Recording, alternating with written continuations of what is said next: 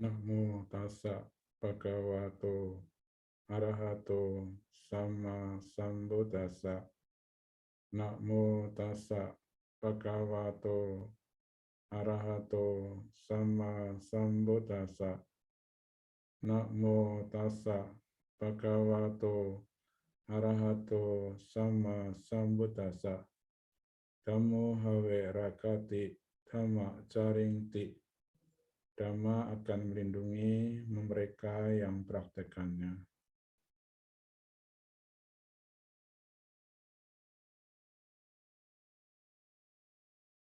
Pimpinan puja yang saya hormati, segenap pengurus Wihara Pewi Dhammasuka yang saya hormati, para upasaka-upasika dimanapun berada, yang mengikuti kegiatan puja bakti secara virtual. Tadi ada yang chat, ya, mengikuti kegiatan puja bakti karena sakit harus berbaring. Tidak mengapa, yang penting niat atau cetana yang begitu kuat. Semoga yang sakit segera sembuh sehingga bisa melakukan aktivitas puja dengan maksimal.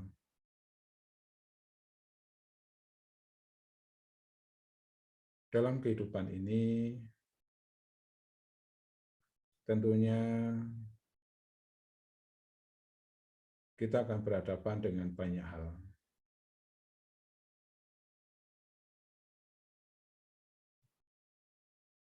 Seperti halnya roda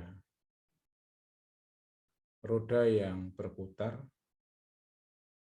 demikian pula proses kehidupan ini, kadang kita berada dalam posisi atas, kadang pula kita dalam posisi bawah. Kadang kita dalam posisi yang nyaman, yang enak, tapi terkadang pula kita berada dalam posisi yang tidak enak, tidak nyaman.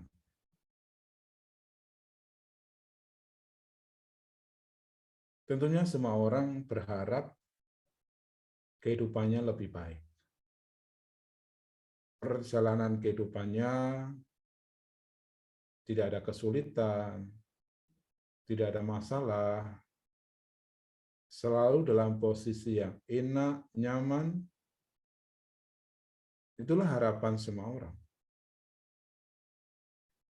Tidak ada yang berharap kehidupannya dalam posisi tidak nyaman, berada dalam kesulitan, berhadapan dengan masalah. Itu juga harapan semua orang. Akan tetapi, apa yang menjadi harapan kita kadangkala tidak sesuai dengan harapan. Tidak diundang, ia datang. Diundang, tidak datang. Itulah proses kehidupan. Proses kehidupan di mana kita semua akan berhadapan dengan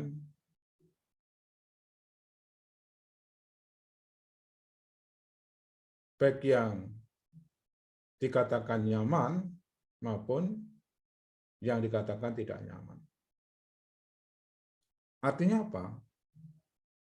Artinya kita akan dihadapkan dengan sebuah realita, bahkan bisa saja dihadapkan dengan kondisi yang boleh dikatakan tidak nyaman. Nah, dalam posisi yang tidak nyaman itu, dalam posisi yang sulit itu yang penting. Bagaimana kita menyikapi, bagaimana kita menghadapi. Ada sebagian orang yang menghadapi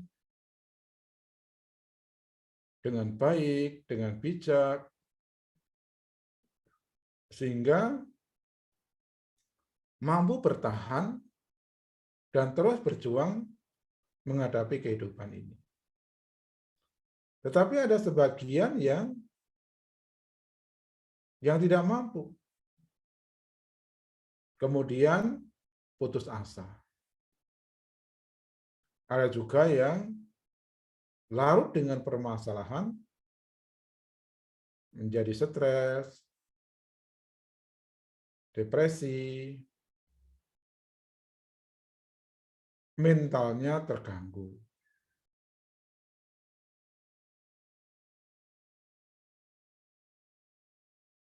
Apa yang harus kita lakukan supaya kita mampu dan punya kemauan untuk menghadapi proses kehidupan ini? Ada orang yang bertanya, Bante, apa yang harus kita lakukan? Apa yang harus kita lakukan? Kemudian ada pertanyaan, kemana kita, pertanyaan yang lain, kemana kita mencari perlindungan? Saat-saat kita berhadapan dengan kesulitan.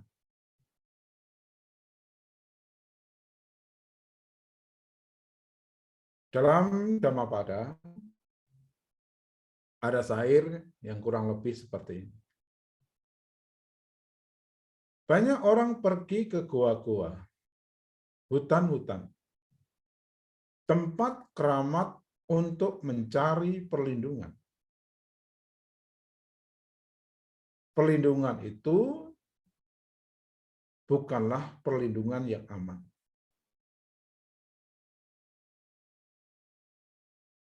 Ketika seseorang dihadapkan dengan kesulitan, kemudian tidak mampu menghadapi kesulitan, akhirnya mencari tempat agar terbebas dari kesulitan. Ke dalam Dhammapada tadi ada penggambaran orang-orang mencari perlindungan yang dianggapnya aman ke gua, ke hutan, ke tempat keramat. Mungkin mendapatkan perlindungan, mungkin mendapatkan rasa aman, tetapi rasa aman yang sementara. Kemudahan yang sementara. Sesungguhnya, para upasaka-upasika dimanapun berada, ketidakpercayaan diri menghadapi kehidupan inilah yang membuat kita kadang-kadang salah langkah, mencari solusi yang tidak pas.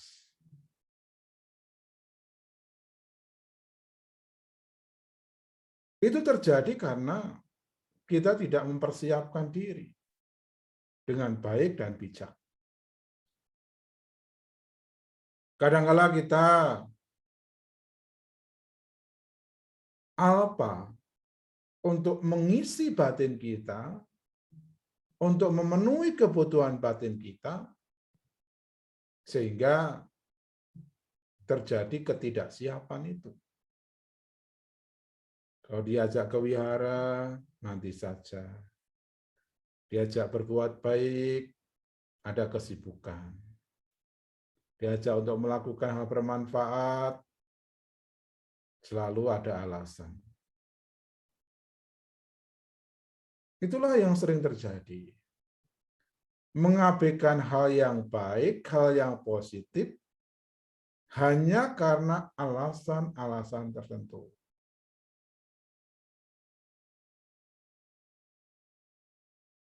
Hingga kemudian ketika terjadi sesuatu dalam kehidupannya, baru ingat akan kebutuhan batin.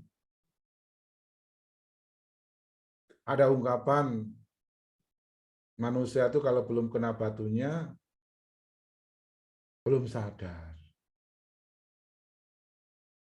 Kena batunya di sini artinya ketika dihadapkan dengan kesulitan, permasalahan kehidupan, baru menyadari akan kebutuhan batinnya. Kalau lagi ada masalah, baru ingat wihara. Kalau lagi sakit, baru ingat parita. Kalau ada persoalan yang bertubi-tubi, baru ingat akan dhamma. Itu sering terjadi dalam kehidupan kita. Dalam posisi nyaman, posisi enak, kita mengabaikan kebutuhan batin. Seolah-olah lupa bahwa kita punya kebutuhan yang hakiki, kebutuhan yang sangat-sangat pokok yang tidak dilupakan. Hanya saja karena tenggelam dengan zona nyaman, kita menjadi lupa diri. Nah, ketika ada kesulitan, baru kelabakan, baru gugup, baru panik, mencari-cari solusi, kadang-kadang menjadi salah arah. Kenapa? Ya karena seringkali melupakan hal yang sesungguhnya sangat dibutuhkan untuk batin kita. Kalau sudah salah arah, tadi pergi ke gua-gua, pergi ke gunung-gunung, hutan-hutan keramat, dan sebagainya untuk mencari penyelesaian yang instan. Mencari penyelesaian yang instan. Dianggapnya tempat itu adalah perlindungan yang aman. Nah, dalam syair jelas bahwa itu bukanlah perlindungan yang aman. Bukanlah perlindungan yang aman. Nah, syair berikutnya, mereka yang pergi berlindung kepada Buddha, Dhamma, dan Sangha, sesungguhnya mereka berlindung di tempat aman. Berlindung di tempat aman. Jadi kalau tadi ada pertanyaan, kemana kita berlindung? Ya, perlindungan kita tiratana. Jadi waktu memperbarui sila, ada pernyataan Buddhang senang gacami, Dhammang senang gacami, Sanggang senang gacami, sampai ketiga kalinya.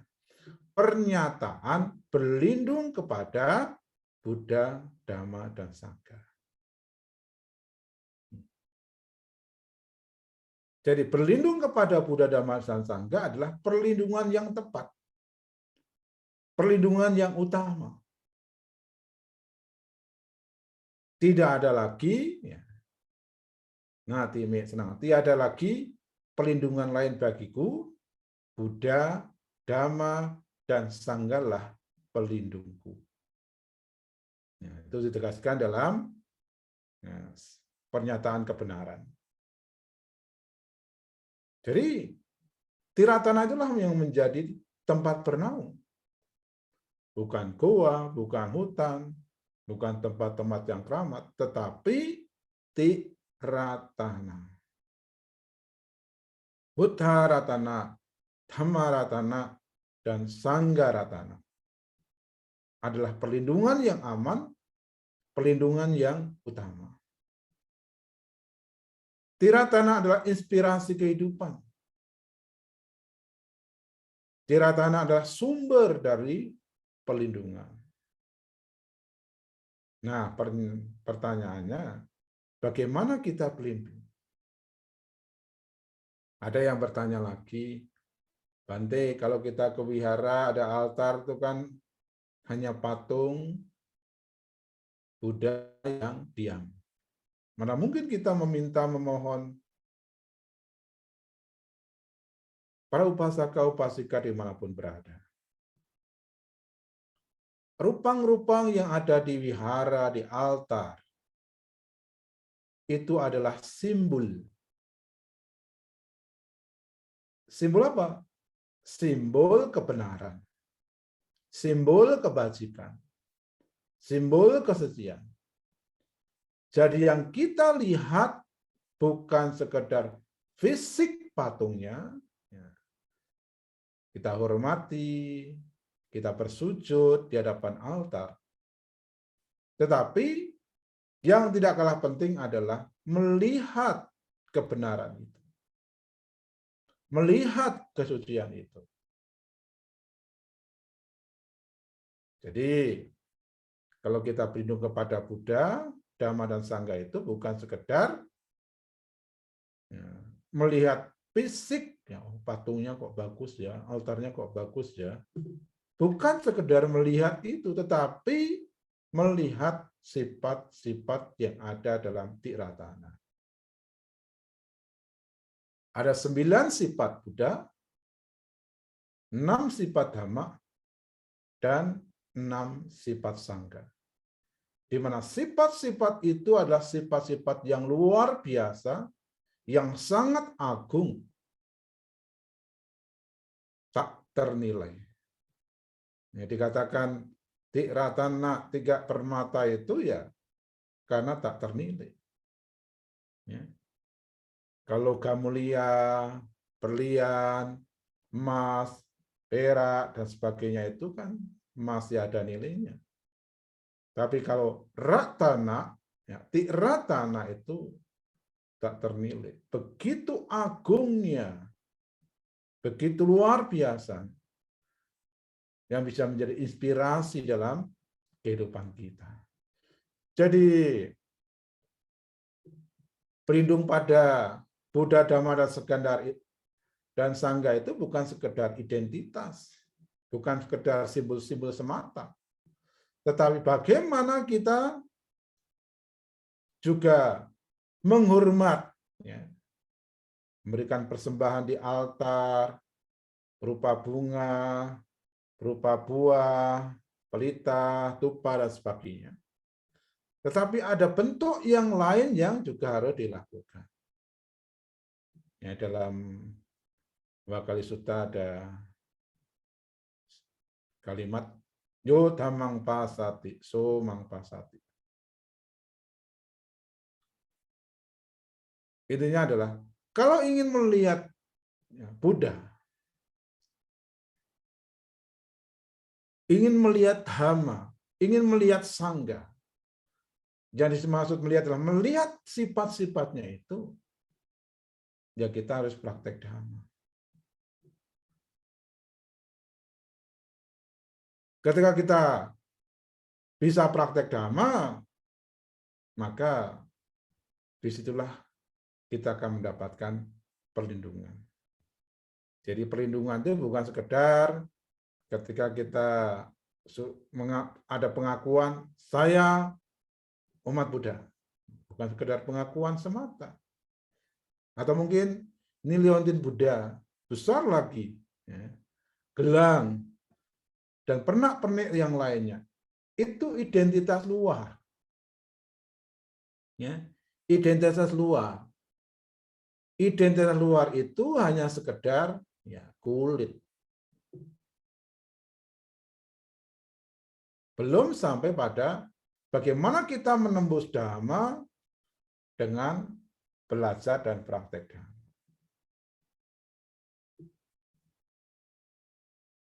Ada perumpamaan. Kalau orang mau menyeberang sungai, ada orang mau menyeberang sungai, tentu orang itu harus ada upaya untuk menyeberang. Entah itu berenang, entah itu memakai rakit, getek, ataupun alat untuk menyeberang. Kemudian berusaha untuk mengayuh, berusaha untuk mengarahkan dirinya ke seberang. Baru kemudian bisa menyeberang. Maknanya apa? Ya. Kalau kita mau mendapatkan perlindungan dalam kehidupan ini, keselamatan, kedamaian, kebahagiaan, dan sebagainya, ya harus ada upaya. Ya. Harus ada upaya. Upaya untuk mempraktekkan Dhamma. Jadi dengan belajar dan mempraktekkan Dhamma. Kan ada 3 metode untuk memahami Dhamma. Pariyati, Patipati, Patiwidha. Pariyati itu belajar, ya, Patipati itu praktek, ya, Patiwidha itu baru kita akan mendapatkan hasilnya, yaitu perlindungan itu sendiri. Maka mereka yang berlindung pada Buddha, Dhamma, dan Sangha, mereka yang sesungguhnya berlindung pada perlindungan yang utama. Nah, untuk mendapatkan perlindungan, ya kita harus belajar dan praktek Dhamma. Ya, di awal tadi saya mengutip ya, kalimat Dhammo hawirakati dhamma carinti. Dhamma akan melindungi mereka yang praktekkan Dhamma. Jadi perlindungan itu akan muncul, kebahagiaan yang akan kita raih ketika kita mempraktekkan Dhamma. Bukan sekedar pengakuan sebagai umat Buddha. Bukan sekedar mengenakan pernak-pernik atau simbol-simbol agama Buddha. Bukan sekedar itu. Tetapi bagaimana kita ada kemauan untuk praktek. Kemauan untuk praktek. Ya tentu, untuk praktek itu butuh landasan, butuh dasar.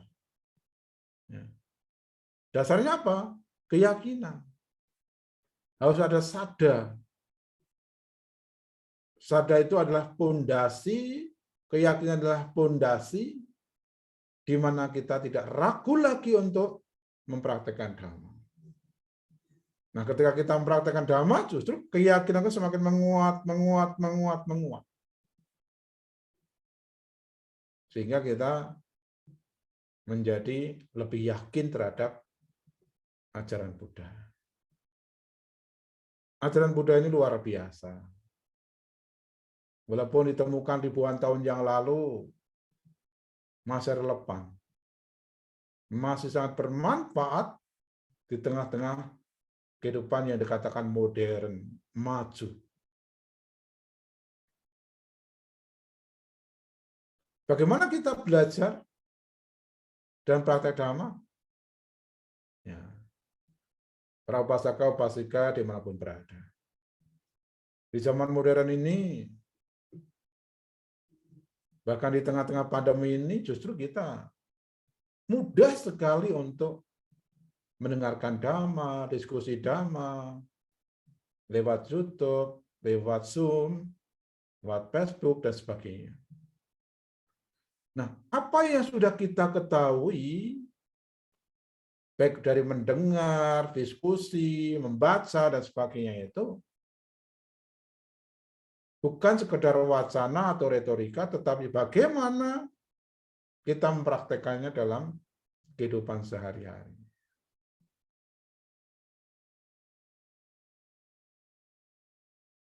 Dalam kehidupan sehari-hari itu kita harus dekat dengan Dhamma. Dalam Prabhava Sutta ada kalimat, mereka yang dekat dengan Dhamma akan sejahtera, mereka yang jauh dari Dhamma akan merosot. Apa yang dimaksud dengan dekat dengan Dhamma? Dekat dengan Dhamma adalah kemauan untuk belajar dan praktek Dhamma. Ya tentu semuanya bertahap. Ada yang tahapan dana, ada yang sudah menguatkan sila, ada yang sudah terbiasa meditasi, dan sebagainya. Nah, praktek Dhamma itulah yang akan membawa pada perubahan besar dalam kehidupan kita. Ketika kita berdana, mengembangkan kerelaan, lakukan dengan keyakinan, lakukan dengan kesungguhan, lakukan dengan ketulusan. Sila, yang dipraktekkan dalam kehidupan sehari-hari itu harus dilatih. Wah, tidak mudah Bante melatih sila, banyak hal yang menghambat dan sebagainya. Memang tidak mudah, tetapi bukan berarti kemudian kita pasrah, kalah. Ya. Harus latihan terus, latihan terus, latihan terus. Demikian pula meditasi. Ya, seringkali saya bertanya pada umat-umat, bagaimana dengan meditasi, dipraktekkan atau tidak? Rata-rata sebagai menjawab, ya meditasinya hanya kalau ke wihara. Kalau masih pandemi begini, ya meditasinya lewat Zoom. Setelah itu ya tidak. Jadi damai itu sebenarnya harus dipraktekkan terus-menerus. Ya. Bukan sekedar sekali dua kali misalnya, Bante saya udah berdana kok, udah praktek kok. Mengembangkan kerelaan itu bukan hanya sekali dua kali, tapi terus-menerus. Kan dikatakan, ketika kita melakukan kebaikan, hendaknya dengan sukacita, dengan kegembiraan, dan kemudian mengulang-ulang lagi kebajikan perbuatan baik itu. Jadi bukan sekali dua kali kemudian kita bisa langsung mencapai kesucian. Kehidupan kita langsung berubah total. Tidak. Semua harus diulang-ulang, dibiasakan dalam kehidupan kita. Ada satu cerita, ada satu kisah. Ketika ya, saya berada di tempat wasa, ada pindah patah. Ada satu umat yang mau berbuat baik, tapi hanya memiliki makanan yang sederhana. Dia tanya dengan temannya, saya hanya punya makanan sederhana ini, apakah Bantenya mau? Nah, kemudian dijawab oleh temannya tadi, oh silahkan aja, itu juga perbuatan baik. Ya. Nah, kisah itu sesungguhnya menjadi inspirasi buat kita bahwa ketika kita berbuat baik, ya, misalnya berdana tadi ya, nah, ketika kita berdana ya semampu kita. Yang penting kita niatkan dengan kuat ketika kita berbuat baik. Seperti si ibu yang merasa punya makanan yang sederhana, yang awalnya ragu, apakah Bantenya suka atau tidak, saya kemudian ditegaskan kembali oleh temannya, berbuat baik, lakukan saja. Nanti akan diterima, akan masuk ke bulnya Bante, patahnya Bante. Nah, akhirnya orang itu bisa berbuat baik dan kemudian mengulang lagi perbuatan baiknya. Karena tidak ragu lagi. Ya, setelah kemarin diskusi dengan temannya, kemudian Bantenya juga menerima, ya, dia dengan sukacita, dengan gembira, kemudian mengulang lagi perbuatan baiknya. Demikian pula sila. Sila itu bukan beban. Sila itu adalah latihan. Sila itu adalah praktek. Kalau kemudian hari ini kita belum bisa, besok, lusa. Terus menerus. Yang penting apa? Ada kemauan untuk praktek. Itu yang penting. Demikian pula meditasi. Ada yang pernah ya, bincang-bincang dengan saya, Pak Bante, saya belum bisa duduk lama. Ya, saya hanya bisa duduk sebentar. Saya bilang, dari yang sebentar itu, kalau dilakukan, diulang-ulang terus-menerus, ya lebih baik daripada 1 jam tapi setahun sekali. Yang penting apa? Kita melakukan dari tahapan yang dasar, tahapan yang mungkin dikatakan sederhana, tapi kemudian kita sanggup mengulang lagi, maka kita akan mencapai tahapan yang berikutnya. Jadi, praktek dhamma itulah yang akan membawa kita pada kualitas hidup. Ketika kita memiliki kualitas hidup yang baik, yang kualitas hidup yang bagus, ya kemanapun kita pergi, dimanapun kita berada, perlindungan itu akan selalu ada dalam kehidupan kita. Perlindungan itu akan kita temui dimanapun kita berada, kemanapun kita pergi. Kalau kita mau belajar dan praktek dhamma. Ada juga orang yang ngomong begini, Bante, saya sudah berbuat baik, saya sudah melakukan kebajikan, tapi kok masih aja dihadapkan dengan kesulitan. Saya lalu memberikan jawaban begini, justru kalau Anda berbuat baik, kesulitannya bisa saja lebih besar. Untuk Anda berbuat baik. Artinya apa? Ketika kita sudah berbuat baik, ya sudah. Dan kemudian nanti malah perbuatan baik itu menjadi dasar untuk pelampiasan ketika kita menghadapi kesulitan. Itu tidak pas.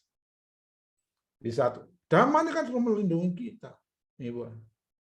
Kita sehat, kita masih makan, kita masih bertahan di tengah-tengah pandemi. Dari mana? Itu dari kebajikan kita, praktek dhamma yang kita lakukan. Kalau kita tidak mempraktekkan dhamma, kita tidak mau belajar dhamma, bisa aja mungkin stres, depresi, atau putus asa. Artinya apa? Kita masih punya kesempatan yang lebih lama untuk melakukan hal-hal yang berkaitan dengan dhamma. Itu luar biasa buat sekali ya. Tengah-tengah kesulitan, apalagi di masa pandemi ini banyak yang merasa tidak mampu, merasa tidak kuat, ya, dan sebagainya. Bagi umat Buddha, bagi seorang Buddhis, tidak ada kata pasrah. Tidak ada kata kalah menghadapi proses kehidupan ini. Kenapa? Ada Dhamma. Dhamma adalah inspirasi kehidupan. Dhamma adalah jalan kehidupan. Dhamma adalah perlindungan itu sendiri ketika kita mempraktekkan. Ya, jadi tidak usah khawatir lagi, tidak usah cemas lagi. Kekhawatiran, kecemasan, keluh kesah, berontak, dan sebagainya itu bukan solusi menghadapi kehidupan ini.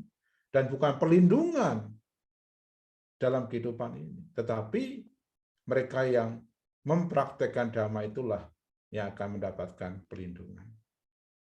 Baik itu mengembangkan dana, sila atau bhavana, atau praktek-praktek dhamma yang lain.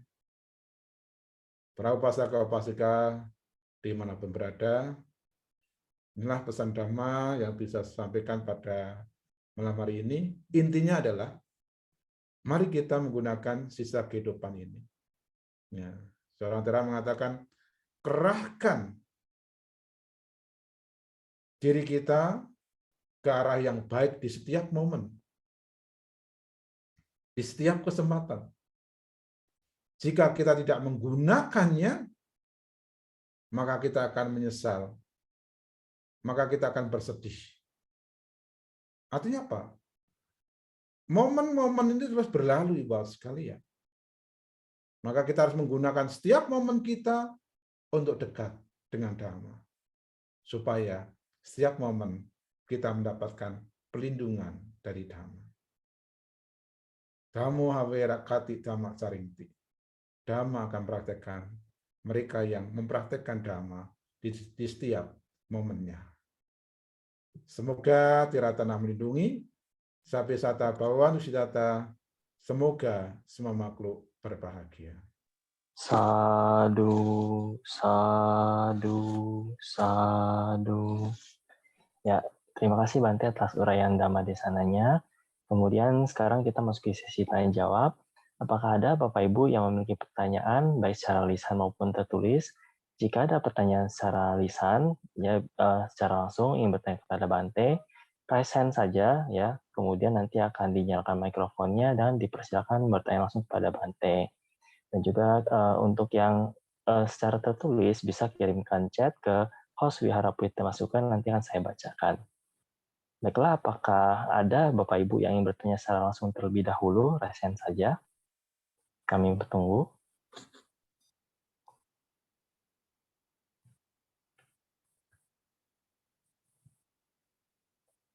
Baiklah, Bante, sambil menunggu pertanyaan yang lainnya, ada pertanyaan tulis yang sudah masuk. Saya bacakan ya, Bante. Selamat malam, Wandami Bante. Izin bertanya, bagaimana caranya agar dapat mengenalkan Dhamma dan praktek Dhamma untuk orang yang lebih tua, misalnya orang tua kita? karena terkadang mereka enggan mendengarkan orang yang lebih muda atau anak-anaknya. Terima kasih Bante, Anumodana. Ya,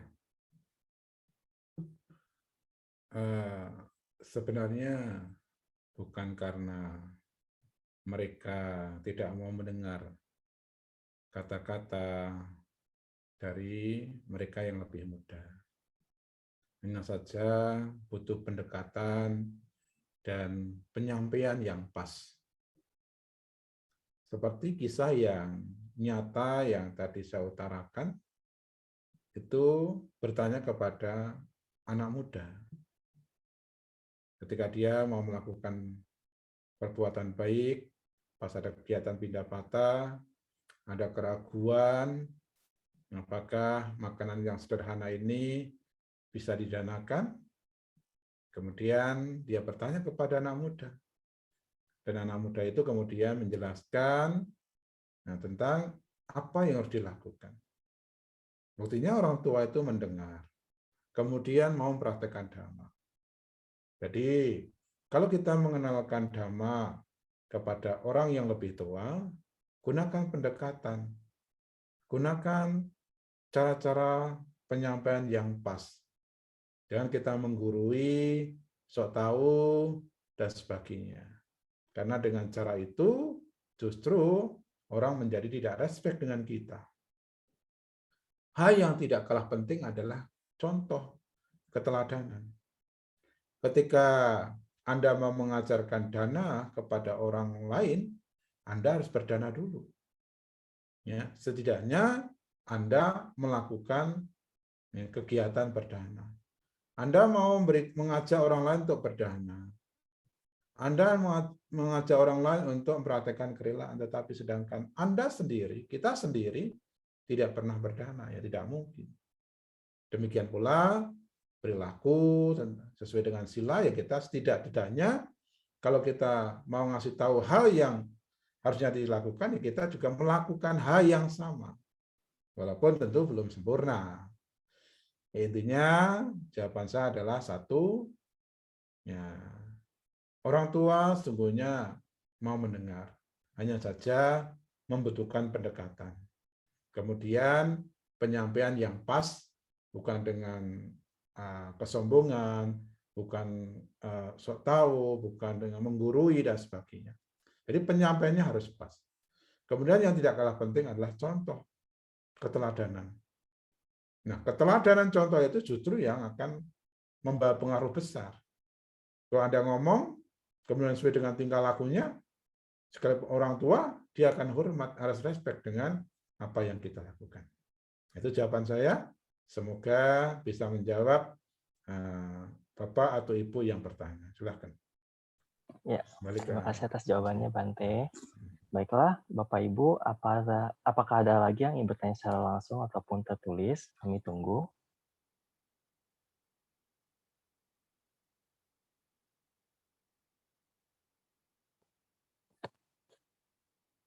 Bante, boleh saya izin bertanya, Bante? Iya, silakan. Ya, Wandami Bante. Jadi begini, Bante.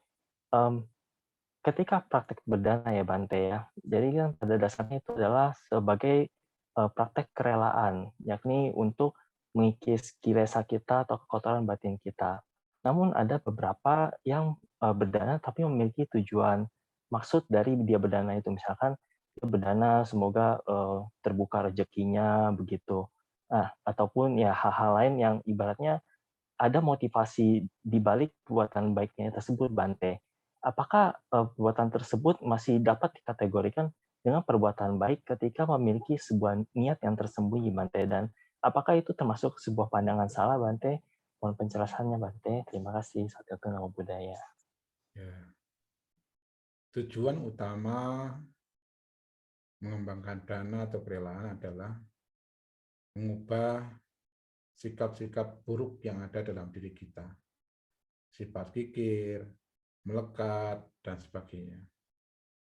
Nah, ketika kita berdana, ada motivasi-motivasi ya supaya bahagia, supaya hidupnya lebih mudah dan sebagainya. itu adalah hal yang wajar. Ya, wajar. Yang penting apa? Yang penting kita tidak diiringi dengan keserakahan, kebencian ataupun kebodohan batin. Kalau itu niat baik, ya itu wajar. Hanya saja ya, tujuan utama dari pengembangan dana atau pengembangan kerelaan adalah mengikis tadi. Mengikis sifat fikir, mengikis kemelekatan.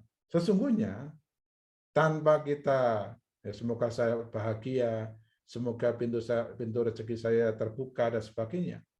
Yang namanya berbuat baik kan, ya kalau ditinjau dari hukum karma kan sebab akibat. Ketika sudah menabur, nanti juga akan menuai. Ketika sudah membuat sebab yang baik, tentu nanti juga akan mendapatkan hal yang baik. Tanpa ngomong pun, tanpa bicara pun, otomatis kok sesungguhnya. Hanya saja, ya kadang-kadang kita sebagai manusia itu kan ya butuh penguatan, Sehingga kadang-kadang ya semoga terbuka pintu rezekinya, semoga sehat, semoga bahagia dan sebagainya. Itu hanya penguatan aja. Hanya penguatan saja. Tetapi harus diarahkan juga bahwa ya, tujuan dari kerelaan, pengembangan kerelaan itu adalah mengikis sifat kikir, ya, mengikis kemelekatan yang ada dalam diri kita. Yang penting motivasinya bukan motivasi yang didorong oleh keserakahan, kebencian, dan kebodohan batin. Begitu jawaban saya. Ya, terima kasih atas jawabannya, Bante. Luar biasa. Baiklah, kepada Bapak Ibu, kesempatan terakhir, apakah ada yang ingin bertanya baik secara lisan maupun tertulis?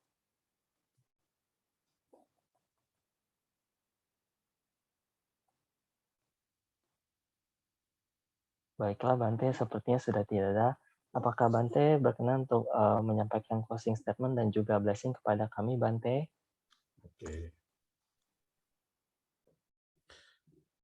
Para upasaka, upasika dimanapun berada, kebajikan sudah kita lakukan dengan mengikuti rangkaian puja. Itu hal yang luar biasa karena tidak banyak orang yang memiliki kesempatan, peluang yang sama dibandingkan dengan kita. Apa yang saya sampaikan, ya, titik tekannya adalah bagaimana kita menjadi umat Buddha. Bagaimana seharusnya ya, kita sebagai Buddhis ya, bisa mempraktekkan Dhamma dalam setiap momen kita, dalam kehidupan kita sehari-hari. Karena dengan praktek Dhamma itulah kita akan mendapatkan perlindungan. Banyak orang mencari perlindungan di tempat lain, seperti apa yang digambarkan dalam Cair Dhammapada, ke hutan, ke goa-goa, tempat-tempat keramat, yang sesungguhnya itu bukanlah perlindungan yang utama. Perlindungan yang utama adalah mereka yang berlindung kepada Buddha, Dhamma, dan Sangha. Bagaimana berlindung pada Buddha, Dhamma, dan Sangha? Praktekkanlah Dhamma di setiap momen kehidupan Anda. Dengan demikian, Anda tidak akan bersedih, menyesal, karena tidak menggunakan momen-momen dalam kehidupan Anda. Selanjutnya, saya akan memberikan blessing untuk para upasaka-upasika yang mengikuti kegiatan ini. Semoga selalu sehat, sukses, dan bahagia.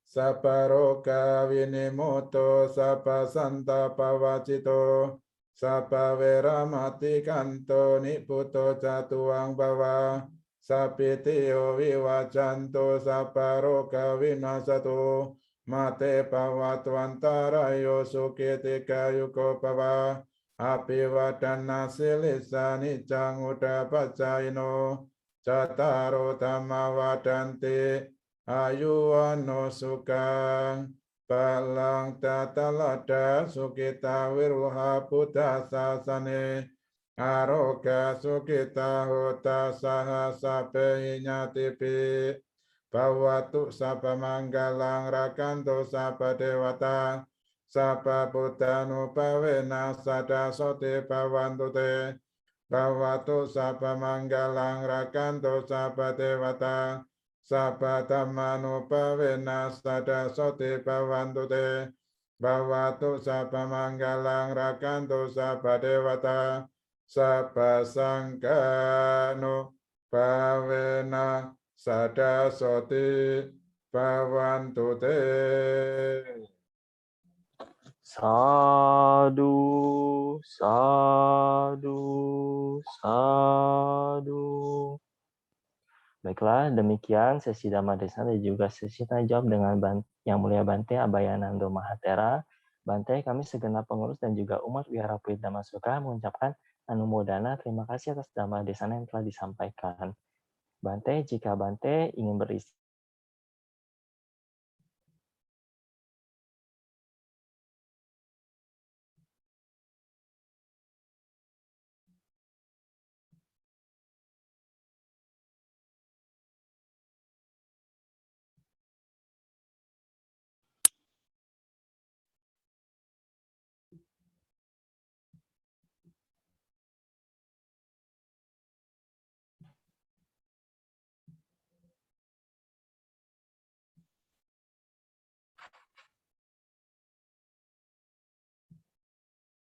ya, Bante, jika Bante ingin beristirahat, kami izinkan untuk live Zoom meeting Bante. Oke, terima kasih. Ya, Semoga terima kasih semuanya Bante, sehat dan Anumodana. sehat bahagia. Ya, sadu, sadu, sadu.